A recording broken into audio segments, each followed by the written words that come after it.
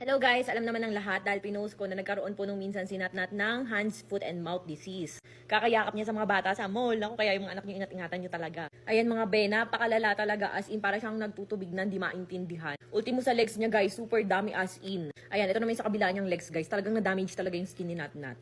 And after ilang days guys ng paggamit ng Natnat Condensado All-in-One Whitening Cream, kung makikita niyo guys, medyo naghuhupa. Ayan guys, natutuyo na siya. Kasi guys, ang Natnat Condensado All-in-One Whitening Cream natin guys is pwede po siya sa mga peklat ng mga bata. Is natutuyo. Ayan guys, kung makikita nyo, ang bilis niya talagang natuyo. Tapos ito yung ginagamit natin na sabon sa kanya guys, yung Rosmar Cagayaco. Mysterious Madre Cacao na sabon natin, natin for 49 pesos lang. Alam niyo naman guys, pag Madre Cacao, mabilis siya makatuyo ng mga sugat, mga open wound, ganyan. Ayan na, 10 times instant kinis, kuto and galis remover.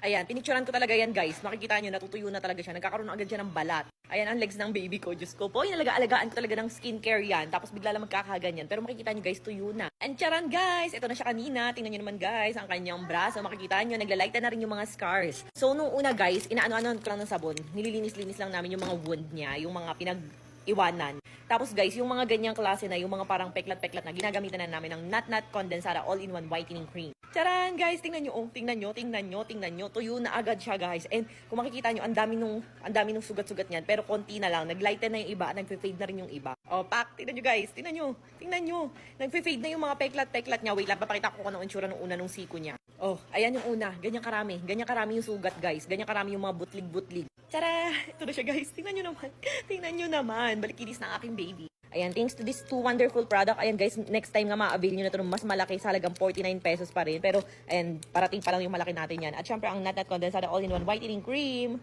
na pwede sa mga bagets, buntis at lactating. Sabihin na naman, bakit? Pakita mo na ginamit mo talaga sa anak mo. Ayan, tatawagin ko lang yung baby ko. Tara na, pahid time na ulit. Uy, nagagawa mo dyan sa mga babe formula shampoo ko. Dito ka, dali. Dito ka, bigayan sa kanimang Paula. Binubot isa-isa.